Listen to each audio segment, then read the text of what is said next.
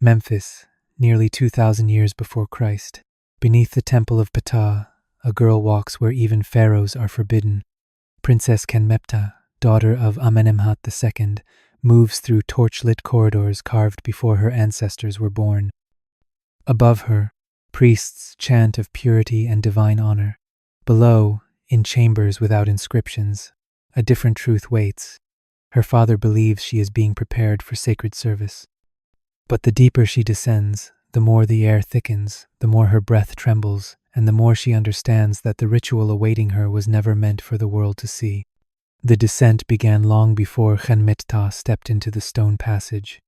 It began when her father signed the decree that bound her to the priesthood, a quiet agreement sealed not with affection but with necessity. Egypt was fracturing at its edges, and the Temple of Ptah held power that no ruler could ignore. She had grown up hearing that her destiny was blessed, that the gods had chosen her, that her role would protect the kingdom. Yet as the three priestesses guided her deeper into corridors untouched by sunlight, she felt none of that blessing. The limestone walls pressed inward with each turn, narrowing until she could stretch out her arms and touch both sides. Their surfaces were smooth, polished by centuries of hands that had passed before hers, hands of girls whose names the priests spoke once and never again. The priestesses walked with a serenity that unsettled her more than any threat could have. They did not grip her arms. They did not urge her forward. They simply moved at a pace that allowed no hesitation, as if the act of walking away from daylight was as natural as drawing breath. One murmured a phrase she had heard in every lesson these past 6 months, a reminder that the divine requires surrender, and surrender requires silence. Kenmeptah tried to steady her breathing, but each step carried a weight her tutors had never described. Only now did she understand the purpose of the endless lessons, the rituals, the purification rites, not instruction but conditioning, shaping her to accept a truth cloaked in hymns. A faint hum vibrated through the floor, not the sound of chanting but something deeper, as if the earth itself murmured in anticipation. She remembered her father's expression that morning, the pride he forced into his voice, the way he looked past her instead of at her. He had spoken of duty, of divine favor, of the path she was born for, yet beneath his words lived a silence that frightened her more than any warning. A final turn brought them before a plain limestone door, its seam barely visible, no gilding, no inscription, nothing to mark it sacred and nothing to mark it forbidden, which made it both. One priestess produced a key carved from electrum, its surface worn from generations of use. As she slid it into the hidden lock, Kenmeptah felt the air shift.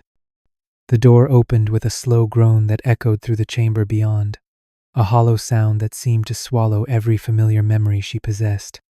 The elder priestess glanced back, offering a smile that carried no warmth at all. "Step inside, daughter of Pharaoh," she whispered. "Your old life ends here." Kenmeptah crossed the threshold, and the door closed behind her with the quiet finality of fate sealing itself. Kenmeptah never learned when the Temple of Ptah first began reaching beyond its stone walls, but by the time she was born its influence had seeped into every chamber of Egyptian life, like water through limestone. Her father spoke often of divine partnership, of rulers and priests working side by side for the good of the kingdom, yet even as a child she sensed reluctance in his voice. The subtle tightening of his jaw when a high priest entered the throne room, the way his counselors fell silent in their presence.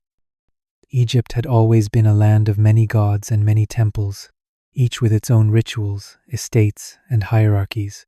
But the Temple of Ptah stood apart. It was not merely a sanctuary. It was an empire cloaked in incense and hymns. Generations earlier, a clever priesthood had transformed offerings into wealth, and wealth into power. They controlled workshops that crafted Egypt's finest gold, farms that fed thousands, quarries that supplied stone for royal monuments, and fleets that carried their goods along the Nile. Their ledgers were thicker than royal tax records. Their scribes answered only to their own superiors.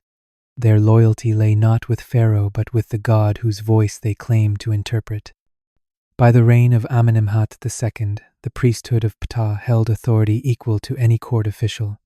They blessed kings, legitimized dynasties, and whispered omens that shaped the fate of armies. They could elevate a ruler or quietly undermine him.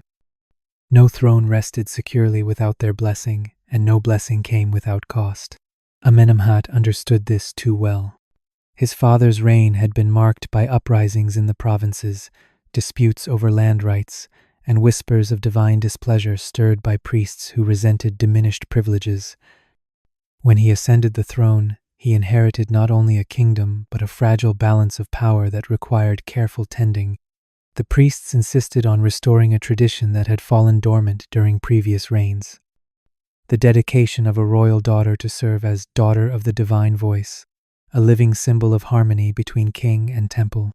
The language was gentle, the hymns poetic, but the reality was unmistakable. A daughter must be surrendered. Kenmeptah remembered the day she overheard her father's private council debating the demand.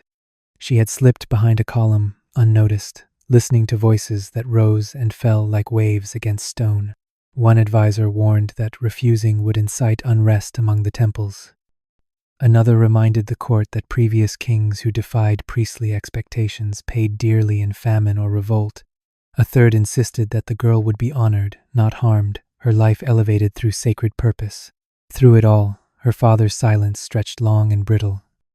When he finally spoke, his tone carried the resignation of a man choosing between evils. The agreement was signed within the month. The priests congratulated him, calling the dedication a blessing upon Egypt's future. Court poets composed hymns praising Kenmeptah's destiny, and scribes recorded the decision as an act of divine obedience. No inscription mentioned the quiet grief in her father's eyes when he told her she had been chosen. No scribe documented the truth. He could not say that he was trading his daughter's freedom for a fragile peace, hoping the gods would forgive what necessity compelled. As she followed the priestesses deeper into the hidden chambers that night, she finally understood that her fate had been sealed long before she took her first step into the dark. The chamber beyond the limestone door was smaller than Kenmeptah expected, a circular room carved so precisely it seemed poured from a single piece of stone.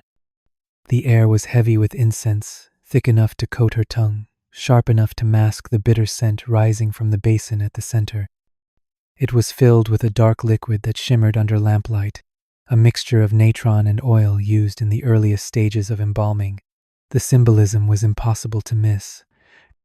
This was not purification. This was ritual death, the ending of a life she had barely begun to live. 4 priests stood in the shadows, their bodies draped in leopard skins, their faces painted with ochre and soot in patterns that erased any hint of humanity. They watched her the way statues watch worshippers, unmoving yet somehow alert, as though their stillness carried judgment. The eldest priestess stepped forward and told her to remove her linen. The instruction was given gently, almost kindly, as though she were being prepared for a festival rather than an ordeal. Kenmeptah felt her stomach twist, but years of lessons held her upright. She lifted her hands to untie the garment, her fingers trembling despite every effort to steady them. The priestesses folded each piece of cloth with ceremonial precision before placing it in a cedar chest at the wall's edge. Those linens were the last remnants of her life as a royal daughter. She understood, even before they touched the chest, that she would never see them again. When she stepped into the basin, the liquid rose cold around her ankles before climbing up her legs. The burning sensation came slowly, spreading across her skin like fire hidden under ice. She inhaled sharply, then pressed her lips together until the urge to cry out subsided. The priestesses had taught her that divine service required silence, and silence now felt like the only shield she had left. The priests began to chant in the ancient register, the form of Egyptian spoken only in temples and tombs. She understood fragments, words for ending, words for renewal, invocations calling upon Ptah to reshape the vessel offered to him. The sound vibrated through the stone, through her bones, through the part of her mind that still hoped this was ceremony and not something far more severe. A priest approached with a copper razor, its edge sharpened to a cruel gleam. He dipped it into the basin, letting the burning liquid drip from its tip before moving behind her. Her hair, once combed with oils and adorned with beads reserved for a princess, fell away in careful strokes. Each lock dropped into the natron mixture, dissolving as though it had never existed. Her scalp stung where the razor grazed too close, but she held still, breathing through the pain, remembering every lesson that told her obedience was devotion, and devotion was survival. When the shaving was complete, the priestesses poured another basin of natron solution over her head, letting it run down her face and chest in cold, stinging rivulets. Her eyes squeezed shut. She wanted to gasp, to shiver, to curl inward against the shock, but she forced her body into stillness. Any sign of discomfort would be interpreted as weakness. Any sound would be taken as defiance. She had been raised to see ritual as holy, yet nothing in this room felt holy. Everything felt calculated, deliberate, as if the ceremony had been refined over generations to test, to push, to break. And still the chanting continued. Still the liquid burned. Still the priests watched. When they lifted her from the basin, her skin was raw and trembling. The priestesses dried her with coarse linen, then clothed her not in royal fabrics, but in simple white garments identical to those worn by temple servants. As the cloth settled against her stinging skin, she realized the truth with a clarity that left her breathless. She had not entered this room to be honored. She had entered to be remade into something that no longer belonged to her father, or her family, or even herself. The girl who stepped through the limestone door had already begun to disappear. The morning after the ritual dawned with a brightness so harsh it felt like mockery. Ptah had not slept. Her body ached in ways she could not name, her skin still tender from the sting of natron, her scalp throbbing where the razor had scraped too close. When the priestesses returned for her, they carried garments far more elaborate than anything she had worn before, layers of linen embroidered with gold thread, collars of faience and lapis crafted to catch every glint of sunlight. They dressed her with reverence, lifting each piece with careful hands, murmuring prayers over her as though she had been transformed into something sacred.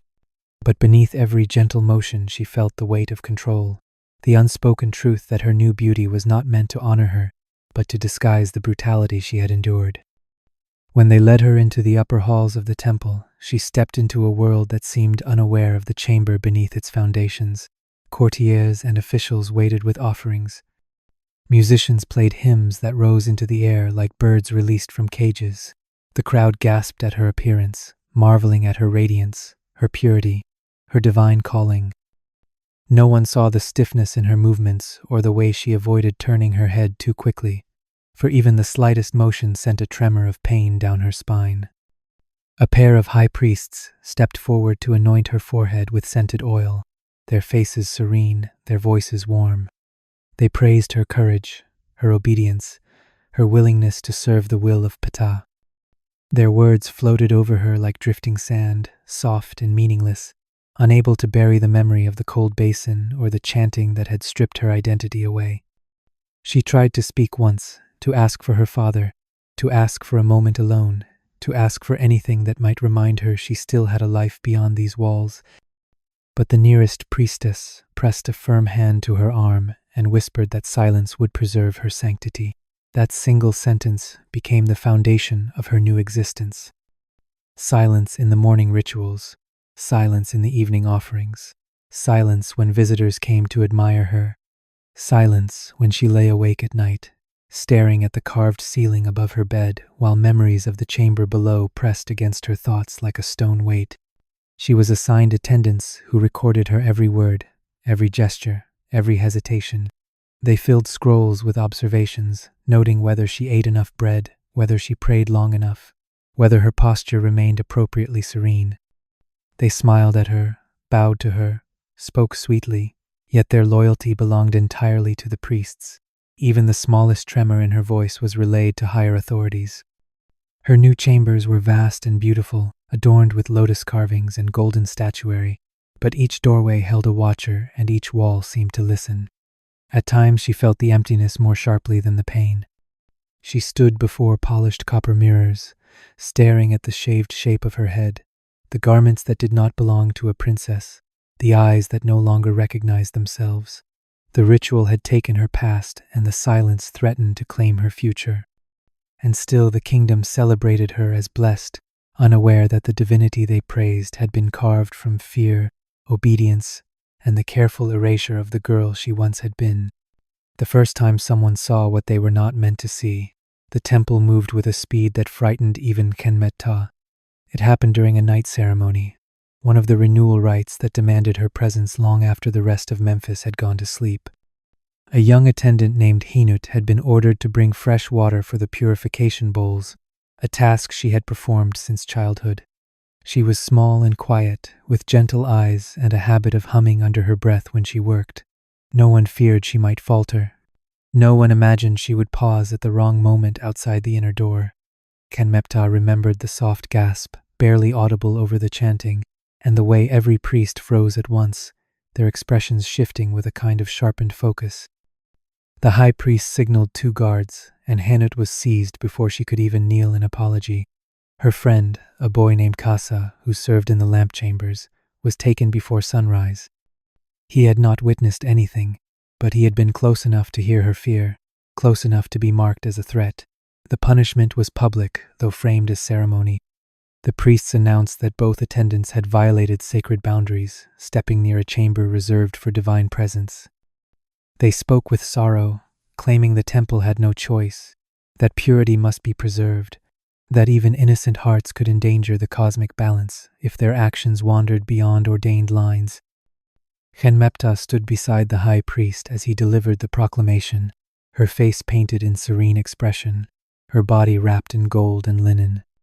No one knew that beneath the layers, her skin still carried faint marks from her own ritual. Hanut and Kasa were made to kneel before the assembly, trembling but silent. They were not harmed, not in a way the crowd could see. Instead, they were stripped of their positions, forbidden to return to temple service, and escorted away while the assembly chanted prayers meant to remind the onlookers that even compassion required boundaries. Their families received a warning that, should they speak of the matter, their grain allotments would be cut and their petitions ignored. Ptah watched the entire scene unfold with a hollow ache spreading through her chest. The priests praised her poise, her composure, her ability to witness the enforcement of divine order without flinching. They believed her silence was obedience. They did not understand it was grief. She did not know what became of Hanut and Kasa afterward, though she sometimes imagined she heard their footsteps in her dreams, running through corridors where she herself could not flee. Time moved forward, seasons changing in slow procession. Amenemhat II died, and a new pharaoh rose. With his coronation came expectations, ancient and unyielding. The priests reminded him of the tradition, the sacred offering of a royal daughter to maintain harmony between temple and throne. Ptah felt the shift immediately, a familiar tightening of ritual schedules, a renewal of preparations that echoed her own initiation. The next girl arrived within the year, young and hopeful, her smile tinged with the innocence of someone who did not yet fear the echoing chambers beneath the earth. Ptah was instructed to guide her, to teach her the hymns, to prepare her for what the temple called transformation. She tried to speak the lessons gently, though each word tasted like ash. She wanted to warn her, to take her by the hands and beg her to run, but the watchers stood close, and the walls seemed to listen. So she walked the same paths she once feared, repeating the same phrases her own tutors had spoken, becoming part of the machinery that had broken her. And with every step she felt the quiet truth settling deeper inside her, a truth she could not escape. The rite survived because it taught its victims to help shape the next. The tomb was discovered in the dry season, when the desert winds peeled back sand from Dashur and revealed a seam of worked limestone where none should have been. At first, the excavators believed it belonged to a minor noblewoman, one more forgotten figure swallowed by the Middle Kingdom's long reach. But when they brushed away the remaining dust and found the gold-inlaid pectoral, the carved name became unmistakable. Ptah, daughter of Amenemhat II, dedicated to Ptah, honored in hymns, cherished in inscriptions. Her jewelry was exquisite, crafted with a precision only royal workshops possessed. Her canopic box still held faint traces of the resins that once preserved her organs. Every official record claimed she had lived a blessed life, surrounded by divinity, elevated above earthly concerns, chosen by the gods themselves. Yet bones do not lie. Her ribs bore signs of fractures that healed unevenly. Her pelvis showed stress markers seen in bodies forced into long, kneeling positions. Her joints carried the same erosion found in those subjected to repeated ritual postures that bent the spine into unnatural shapes. The scholars who studied her remains debated quietly at first, unwilling to contradict the serene image painted by temple texts. But evidence multiplies, no matter how softly it speaks. They found the same markers in other girls buried nearby, each one a daughter of the royal house or the priestly elite, each praised in inscriptions for unwavering devotion, each carrying scars that suggested a life far harsher than the hymns admitted. The scrolls recorded their duties with reverence, speaking of divine service and ceremonial responsibility. Not one word acknowledged suffering, not one hymn admitted pain. Not one temple carving revealed what happened beneath the limestone corridors where daylight never reached.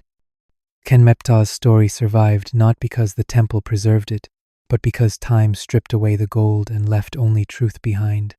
Truth etched into bone, truth embedded in fractures, truth held in the silence of a girl who once walked through a door believing her life would be honored.